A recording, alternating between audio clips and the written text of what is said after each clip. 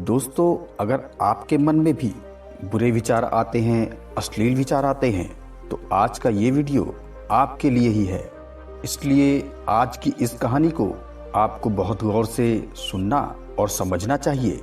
एक बार की बात है, एक गांव में एक जवान लड़का रहा करता था और वह बहुत परेशान था क्योंकि उसका मन हमेशा भटकता रहता था और सिर्फ वही चीज़ें और वही विचार उसके दिमाग में आते थे जिन विचारों को वह अपने दिमाग में लाना नहीं चाहता था।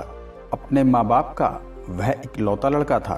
उसके माँ बाप धीरे धीरे बूढ़े हो रहे थे और वह लड़का जवान। वह चाहकर भी ऐसा कुछ नहीं कर पा रहा था जिससे उसके माँ बाप को खुशी मिले और उन्हें अपने बेटे पर गर्व हो। वह लड़का आज की अपनी छोटी छोटी खुशियों के लिए अपना समय बर्बाद कर रहा था।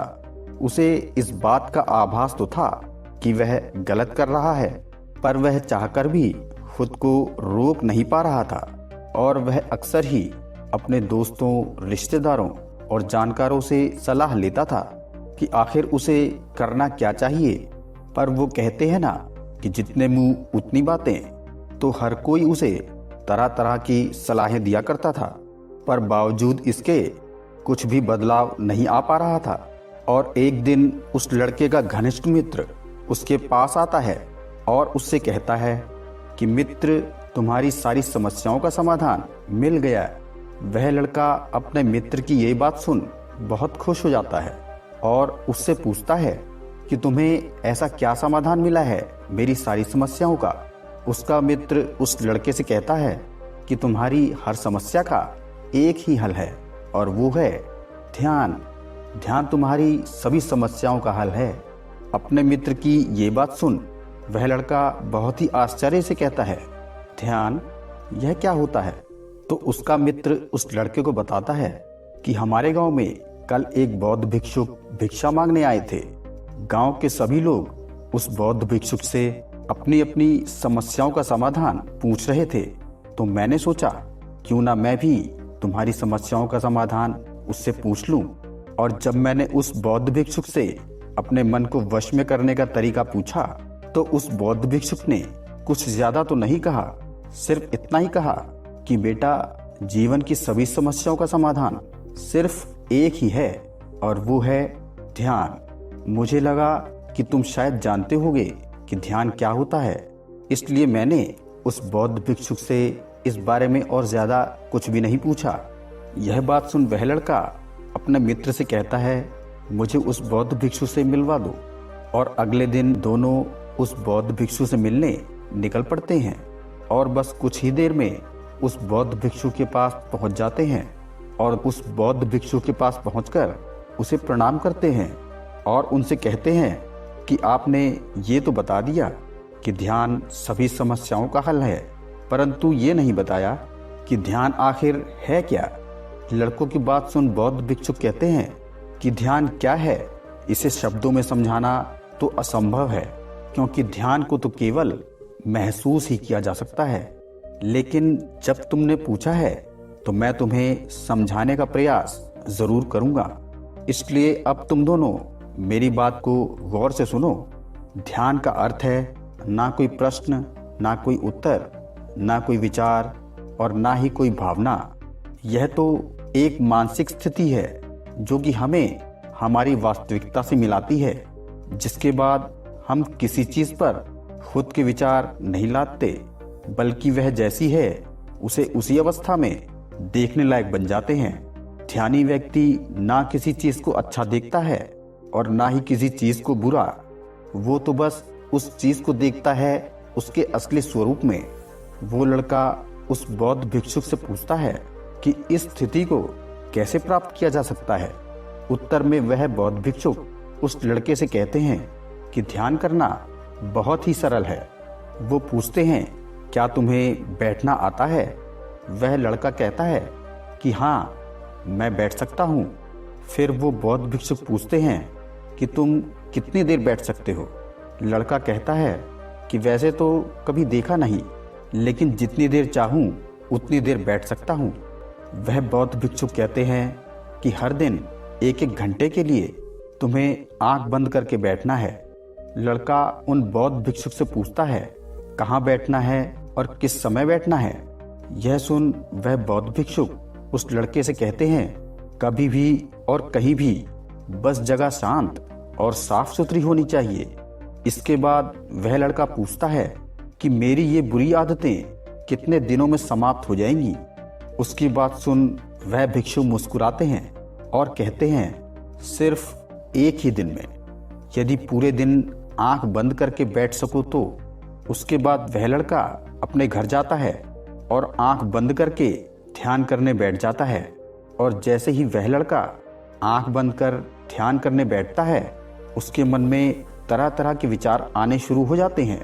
जैसे उसे उसकी मुसीबतों से छुटकारा कब मिलेगा, लोग उसका सम्मान कब करेंगे, वह अच्छी धन दौलत कब कमा पाएगा, और इस ध्यान करने से कुछ होगा भी या नहीं। मैं तो उससे बहुत प्रेम करता हूँ, पर वह मुझसे प्रेम क्यों नहीं करती।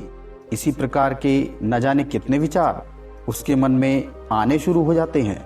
तभी अचानक उसे उस भिक्षुक की बात याद आती है कि उन्होंने कहा था कि ध्यान में ना तो प्रश्न होते हैं और ना ही उत्तर और ना ही किसी प्रकार की भावनाएं।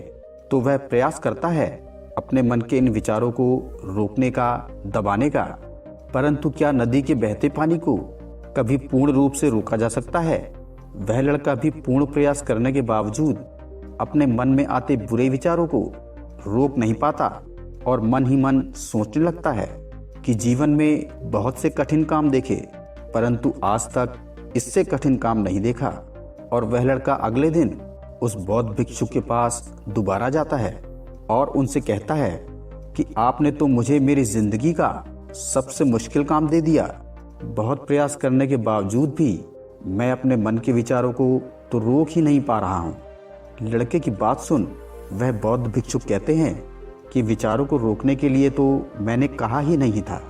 वह लड़का कहता है कि विचार शून्यता स्थिति प्राप्त कैसे हो सकती है। ये सुन वह बौद्ध भिक्षुक कहते हैं कि हमारे दिमाग में हर क्षण बहुत से विचार पैदा होते हैं और मरते भी हैं, और उन विचारों में से हम एक विचार उठाते हैं और उस विचार से जुड़े हुए विचारों के द्वारा सोच बनती है, और हम उस सोच में उलझ जाते हैं और हम ये भूल जाते हैं कि हम क्या कर रहे थे। तो तुम्हें बस इतना ही करना है कि कोई भी चुनाव नहीं करना। विचार पैदा होंगे और मरेंगे, तुम्हें तो बस उन्हें देखना है कि तुम्हारे मन में किस प्रकार के विचार उठ रहे हैं। उन्हें जबरदस्ती रोकने या दबाने की कोशिश बिल्कुल भी नहीं करनी है।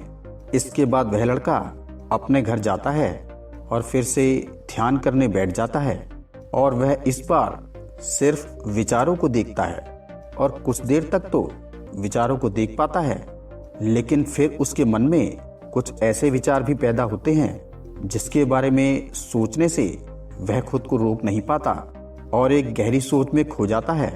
कुछ समय बाद उसे याद आता है कि वह तो ध्यान कर रहा था। फिर वह दोबारा अपने विचारों को देखने लगता है, लेकिन इस बार उसका मन एक दूसरी चाल चलता है। आप में से कुछ लोगों के मन में यह प्रश्न उठ सकता है कि हमारा मन हमारे साथ इतनी चालें क्यों चलता है, क्या यह हमारा शत्रु है? तो इसका उत्तर है नहीं, मन आपका शत्रु नहीं है, बल्कि ये तो बना ही ऐसा है कि ये उन चीज़ों को अनुभव करना चाहता है जिसमें आराम हो और इसे कुछ ज़्यादा मेहनत ना करनी पड़े। इसलिए जब भी आप कोई ऐसा काम करना शुरू करते हैं जो कि शुरुआत में आरामदायक नहीं होता, तो ये मन उसका विरोध कर आसान कामों की तरफ भागने को होता है। इस बार उस लड़के का मन दूसरी चाल चलता है और इस बार उस लड़के के मन में अश्लील विचार आने लगते हैं। वह लड़का जल्दी से अपनी आंखें खोलता है और सोचता है कि ध्यान जैसे पवित्र कार्य में भला ये गंदे विचार क्यों आ रहे हैं। फिर वह आंख बंद कर दोबारा प्रयास करता है, लेकिन वह देखता है कि फिर से उसके दिमाग में अश्लील विचार ही आ रहे हैं जिन्हें वह देखना ही नहीं चाहता, और वह उन अश्लील विचारों को रोकने का बहुत प्रयास करता है। परंतु वह उन विचारों को जितना भी रोकने का प्रयास करता है, वह विचार उतना ही उस पर हावी होते चले जाते हैं, और जब वह थक जाता है तो वह अगले दिन फिर से उन बौद्ध भिक्षु के पास पहुंच जाता है और उनसे कहता है कि मैं जब भी अपनी आंखें बंद करता हूं तो मेरे मन में सिर्फ अश्लील विचार ही पैदा होते हैं। लड़के की बात सुन वह बौद्ध भिक्षु उस लड़के से कहते हैं कि कोई भी विचार अच्छा या बुरा नहीं होता, इसलिए किसी भी विचार को ज़बरदस्ती हटाने का प्रयास मत करना। और याद रखना, हमारे द्वारा हमारे विचारों का विरोध ही उन्हें शक्ति देता है। हम जिस विचार को जितना रोकने और दबाने का प्रयास करेंगे वह उतना ही मजबूत होता चला जाएगा। इसलिए किसी भी प्रकार के विचार का विरोध करने की कोई आवश्यकता नहीं है। और जिन्हें तुम बुरे विचार या अश्लील विचार कहते हो वे सभी तो जीवन का एक हिस्सा हैं। और जीवन में तुम जिस चीज को सबसे ज्यादा अस्वीकार करते हो, तुम्हारा मन सबसे ज्यादा रस उन्हीं चीजों में लेता है। इसलिए जीवन के किसी भी सत्य को अस्वीकार मत करो, पर इसका मतलब ये नहीं कि तुम काम वासना में ही पड़े रहो, बल्कि तुम्हें ये समझना चाहिए कि काम वासना हमारे जीवन का एक हिस्सा मात्र है, हमारा पूरा जीवन नहीं।